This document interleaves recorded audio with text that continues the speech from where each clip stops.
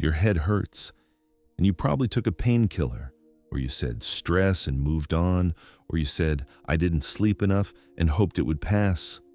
But it didn't pass. It came back, again and again, and you're still looking for the reason outside. I stared at screens too long. The weather changed. I'm tired. I didn't drink enough water.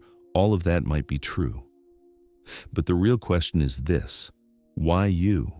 Why always you? Why does that headache keep choosing you? Life is a mirror. What you see outside is a reflection of what you carry inside. And your body is part of that mirror. Every ache, every tension, every chronic feeling is trying to tell you something. Today I'm going to tell you what it's saying. Think about this. You wake up in the morning. Before you even open your eyes, there's already a list running in your mind. Things to do. Things left undone. Mistakes you made. Words you wish you could take back. Before the day even begins, you've already been judged in your own court by yourself, and that court never closes. No lunch break, no nights off, no weekends, open 24 hours. The heaviest weight a person carries doesn't come from the outside. It comes from their own mind. And when is that mind at its heaviest?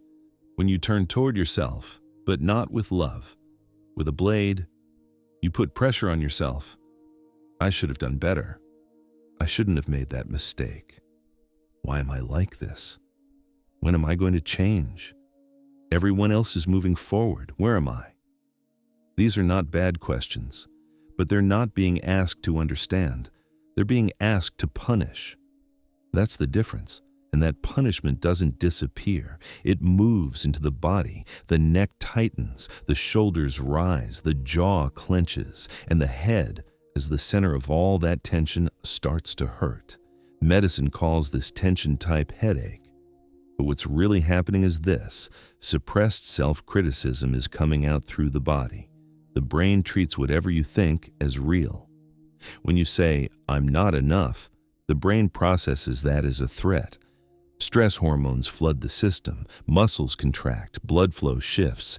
You are fighting a thought, but your body is paying the price. This is physical, this is real, and this is within your control. When was the last time you accepted yourself as you are? With the mistakes, the gaps, the parts of you still catching up. When did you last say, "This is who I am right now, and that is enough"? Most people can't answer that, because somewhere along the way, they learned that being kind to yourself means being lazy, that forgiving yourself means avoiding responsibility. But it's the opposite. Pressure doesn't make you better. It makes you more fragile, more exhausted, more closed off. Self-compassion is not weakness. It's where the deepest strength comes from. Think about it this way. Inner pressure creates outer resistance. The harder you push against yourself, the harder life pushes back. Doors close, relationships strain, the body resists. But when the inside softens, the outside softens too. This is not mystical. This is mathematical. Because how you feel shapes how you interpret the world. How you interpret shapes how you act. How you act shapes what you get back. And what you get back reinforces what you already believe. The cycle closes. And at the beginning of that cycle is the voice inside you. What does that voice sound like? Harsh? Why are you like this? Why haven't you changed? When will you ever be enough? Or soft? You're tired. It's been a hard season, but you're still here. Keep going. The second voice doesn't create headaches. The first one does. Today, I want one thing from you. Not something big, not even a decision, just awareness. When you make a mistake, instead of saying, "I'm so stupid," say, "I'll do it differently next time." When you're running late, instead of saying, "This is just who I am," say, "Today was hard, I start fresh tomorrow." When you feel like you're not enough, instead of saying, "I'm failing everyone," say, "I'm doing what I can right now." That small shift changes how the brain reads reality. Stress hormones drop, muscles release, and over time that headache starts to say goodbye.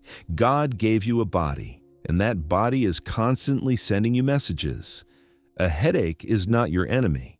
It's a messenger. And the message it brought today is this: there is too much weight inside. Let some of it go.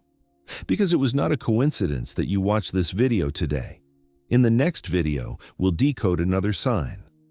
Until that moment, keep your eyes open. God is speaking,